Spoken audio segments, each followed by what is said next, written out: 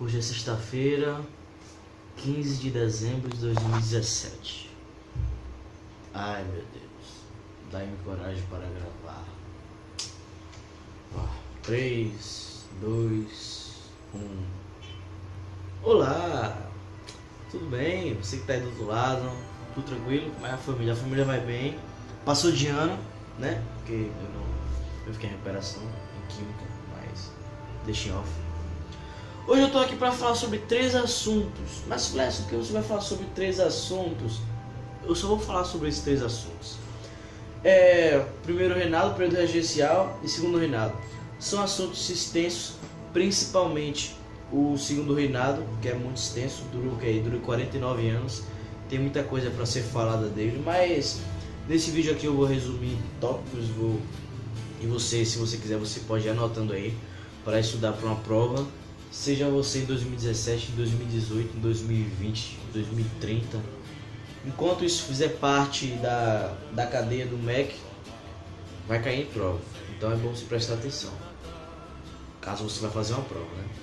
Enfim, vamos começar falando sobre o primeiro reinado. Bom, a gente pode dizer que o primeiro reinado começou quando Dom Pedro I assumiu definitivamente o poder do Brasil, quando o Brasil ficou independente. Quando ele comprou a sua independência, meados de 1822. Mas dizem que o país só se torna independente de fato quando ele tem a sua primeira Constituição. Mas isso não é problema, porque em 1823 o poder legislativo, juntamente com o executivo, eles elaboraram a primeira Constituição brasileira em 1823. Então, só que teve um problema. O nosso imperador, que era do poder moderador, não gostou. Eu vou abrir um parênteses aqui. Bom, hoje a gente conhece os 3 poderes, né, daquela teoria de Montesquieu lá, da França. Os 3 poderes, que são quais? Executivo, legislativo e judiciário. Só que no Brasil, na época, tinha o poder moderador. Que o Brasil foi, inclusive, o único país a ter o poder moderador. Então, antigamente no Brasil, eram os 4 poderes: o poder judiciário, o poder legislativo, o poder executivo e o poder moderador. Quem fazia parte do poder judiciário era o STJ, o Supremo Tribunal de Justiça, não é o STF, STJ. Quem fazia parte do legislativo eram os senadores e deputados. Quem fazia parte do executivo eram os ministros. E quem fazia parte do poder moderador era o grandíssimo imperador. O poder moderador, inclusive, podia intervir nesses 3 outros poderes. Então, voltando aqui para a nossa história da Constituição de 1823. Dom Pedro não gostou muito daquela Constituição que fizeram. Então, o que foi que ele fez? O que foi que ele fez? Dom Pedro mandou deletar, Dom Pedro mandou acabar com aquela Constituição, dissolveu a Constituição. Então, em 1824, Dom Pedro, juntamente com o pessoal, elaborou uma nova Constituição. Então, foi essa oficialmente a primeira Constituição brasileira, correto? A Constituição de 1824. Eu vou ler aqui para vocês o que tinha nessa Constituição. Não vou ler tudo, mas eu vou ler algumas coisas importantes que tinham e você vai anotando aí se você achar que deve anotar. Bom, a religião oficial do Brasil era católica. Tinha um beneplácito, que era quando vetava qualquer ordem do Papa no Brasil. Beneplácito. O Papa lançava uma ordem, o imperador não gosta, então veta essa ordem. Tendo em vista que o Brasil era um país católico. Tinha os 4 poderes: voto censitário, tinha o padroado, que era a relação Estado mais Igreja. Não eram 2 instituições separadas, uma interligava com a outra.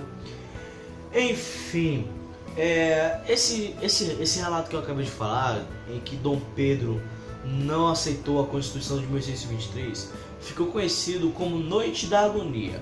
Então, se vier na prova dizendo descreva a Noite da Agonia, aí você bota lá: não, foi quando Dom Pedro não aceitou a Constituição, não dissolveu a Constituição, porque não gostou, etc e tal. Bom, partindo mais adiante aqui. Bom, o governo de Dom Pedro não foi um governo tão bom assim, porque a população não era muito satisfeita. Na verdade, a população nunca foi muito satisfeita com nada e é óbvio ela ter seus motivos. Um desses exemplos é a Confederação do Equador. Foi um movimento separatista no Nordeste. O pessoal estava revoltado com Dom Pedro I. Aí, massa, aí foi de 1822 a 1831. Aí você me pergunta, mas Fleso, como é que Dom Pedro I que declarou a independência do Brasil, Dom Pedro I que fez o dia do fico, Dom Pedro I foi uma figura tão forte no Brasil, como é que ele saiu do poder? Como é que Dom Pedro I, como é que o primeiro reinado acabou? Sem enrolação, que muitos fazem por aí, eu vou explicar diretamente aqui porque o primeiro reinado acabou como Dom Pedro saiu. Bom, o primeiro reinado acabou por alguns motivos. Eu anotei esses motivos aqui. Bom, teve a Noite das Garrafadas. O que foi a Noite das Garrafadas? Foi quando Dom Pedro ele chegou de uma viagem. Porque Dom Pedro tinha feito uma turnê pelo Brasil para ficar mais bem visto pelo povo, para ele ser visto como o imperador do povo, mais aquele sentimento populista que Vargas tinha.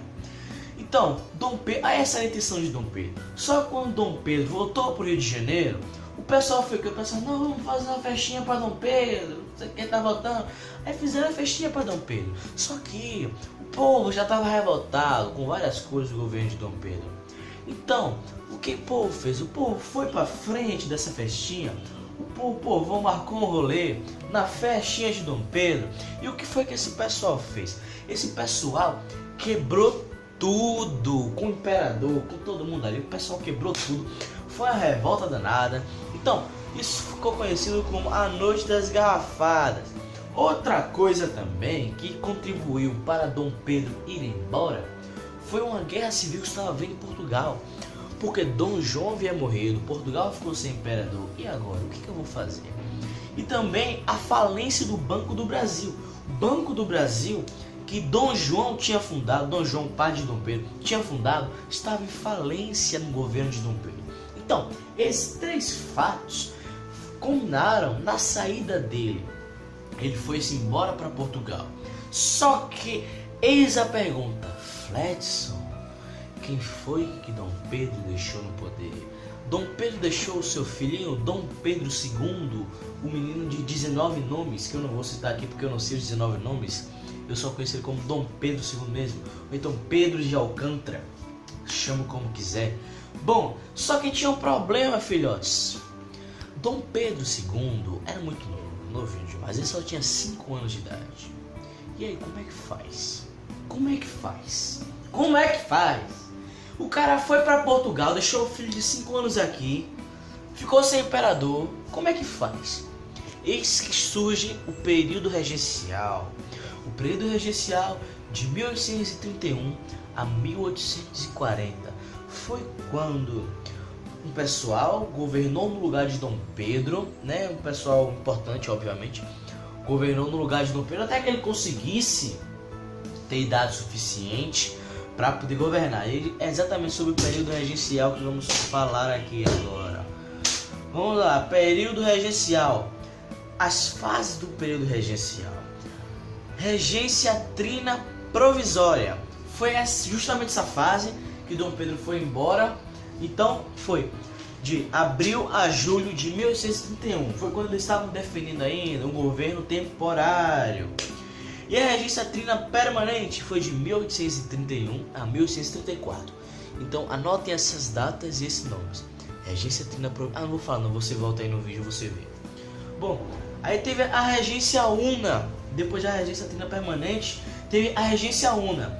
E nessa regência una foram 2 governadores no período de 5 anos.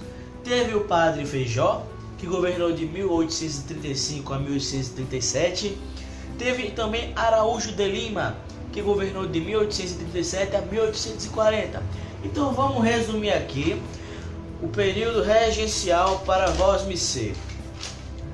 Período regencial, regência trina provisória, de abril a julho de 1831. Regência trina permanente, de 1831 a 1835.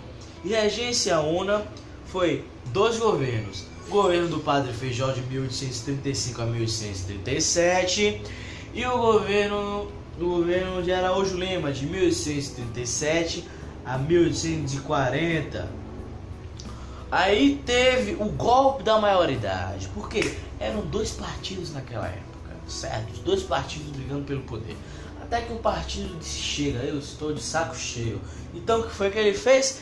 Ele organizou o golpe da maioridade. Com o golpe da maioridade, Dom Pedro II, é porque eu esqueci o nome agora, mas eu sei que com 16 anos que ele começou a governar. Com 16 anos foi o golpe da maioridade que teve. E é isso aí. Aí tem início o segundo reinado. Só que eu vou dar uma pausa aqui, porque eu já tô ficando meio dor de cabeça. Então já eu volto. Eu vou demorar meia hora aqui, mas pra vocês vai ser só no estalar de dedos e eu volto. Então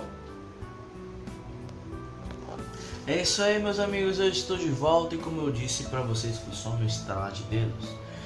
Então vamos lá para a última parte do nosso vídeo. Eu não sei porque eu bati aqui, mas última parte do nosso vídeo, segundo reinado. Bom, eu havia cometido um erro antes, que eu falei que ele assumiu com 16 anos, mas perdão pela minha burrice, foi com 14 anos que ele assumiu o poder, em 1840. Bom, ele já chegou sendo bem recepcionado com a revolução lá no sul, a revolta da Farroupilha, quando eles estavam querendo conseguir independência. Por quê? As Platinas, em 1828, se eu não me engano, já tinha conseguido ficar independente. Então, foi meio que por osmose que eles começaram a fazer movimento por independência. Porque eles viram um coleguinha ali de baixo: pô, ficar independente ali, ó, se eles ficarem independentes, também pode ficar independente. Só que não foi bem isso. O nosso jovem Pedrinho II, ele nomeou o general Caxias e mandou o seu exército lá para o sul para poder conter essa revolta. O governo de Dom Pedro II foi marcado por uma série de revoltas, mas foi um governo bom também, não foi um governo ruim não. Teve um governo que também foi o ciclo do café, a política do café com leite, café para um lado, café para o outro, tome café, enfim. A principal atividade econômica era o comércio de escravos e o café. Também teve a Revolução Praieira, né, que foi aqui em Pernambuco, meu querido Pernambuco, a Revolução Praieira. Bom, foi um conjunto de revoltas aí, vocês pesquisem depois.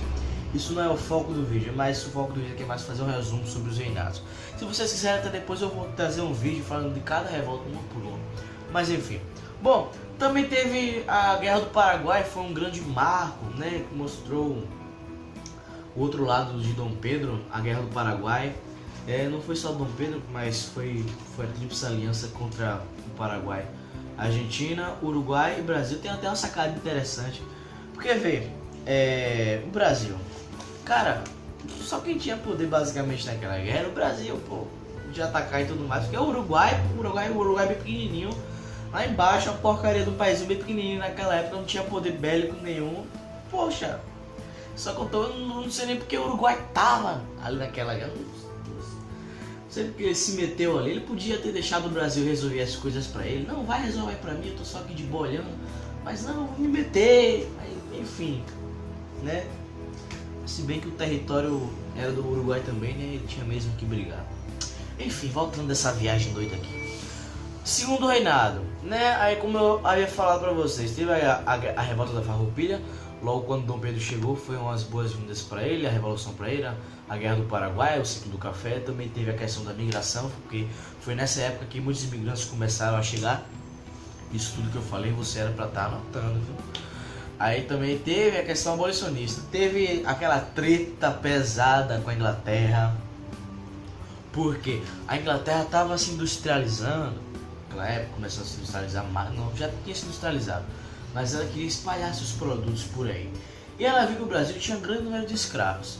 Aí você pensa: ai meu Deus do céu, a Inglaterra era tão boazinha, a Inglaterra queria que a escravidão acabasse, a Inglaterra queria que acabasse com o tráfico de navios negreiros, mas ela queria, Patito, acabei de inventar esse nome, ela queria que eles fossem livres para isso aqui, ó, para poderem comprar. Porque mão de obra livre recebe salários, quem recebe salário quer comprar, e quem vende, quem está ali para vender é a Inglaterra, filho.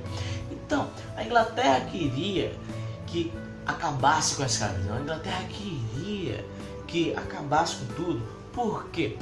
Para poder eles comprarem, para poder os escravos livres poderem comprar seus produtos. Então houve aquele negócio, né? O Brasil ficou brigado um tempão com a Inglaterra por causa disso. Eles só vieram se reconciliar depois, no meio da Guerra do Paraguai. E essa Guerra do Paraguai é outra coisa que dá um bom vídeo aí pra vocês, desmentindo muitos fatos sobre a Guerra do Paraguai. Aí também teve aquelas leis ridículas, que é a lei do ventre livre, a lei do sexagenário. Cara, a lei do sexagenário é uma das leis mais... Olá, você está aí assistindo? Bom, eu parei de gravar ali porque atingi o limite de memória no celular. Aí quando atinge, para de gravar. Mas o vídeo é basicamente isso aí, cara. Parou por aí mesmo. Só vou finalizar aqui pra vocês. E vou falar como é que o segundo reinado acabou. Só que eu não vou levantar porque eu tô com preguiça. Eu vou só pôr um apoio aqui. Ô, desgraça. Bom, vamos lá. Falar como foi que o segundo reinado acabou.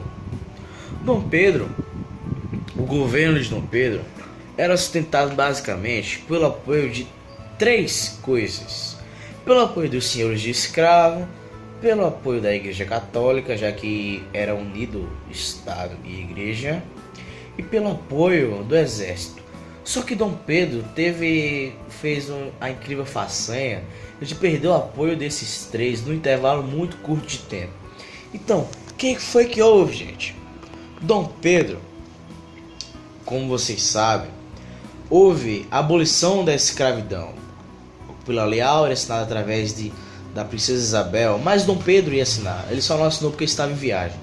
Aí sobrou para Isabel assinar, mas o mérito não é dela. Mas enfim, polêmicas à parte. Dom Pedro perdeu o apoio dos senhores de escravo porque ele aboliu a escravidão. Logo os senhores de escravos botaram a mão na cabeça e disseram: e agora o que eu vou fazer? Aí revoltados deixaram de apoiar Dom Pedro.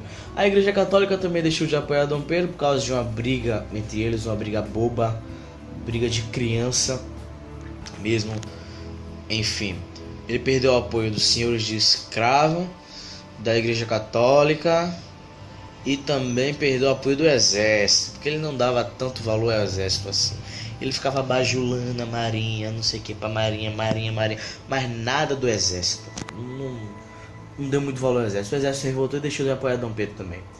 E aí, em 15 de novembro de 1689, houve aquele fatídico dia da proclamação da República. Marechal Deodoro, onde se declarou o primeiro presidente do Brasil. Basicamente isso aí, o vídeo acabou. Muito obrigado por vocês terem assistido até aqui. Se vocês quiserem que eu fale de República depois, mostrando o que está por trás da cortina, deixe muito like aí nesse vídeo. Se vocês me convencerem, eu faço. Se bem que eu vou fazer de um jeito ou de outro, porque eu não posso deixar o canal sem vídeo. Enfim, muito obrigado por ter assistido até aqui e até a próxima. Tchau.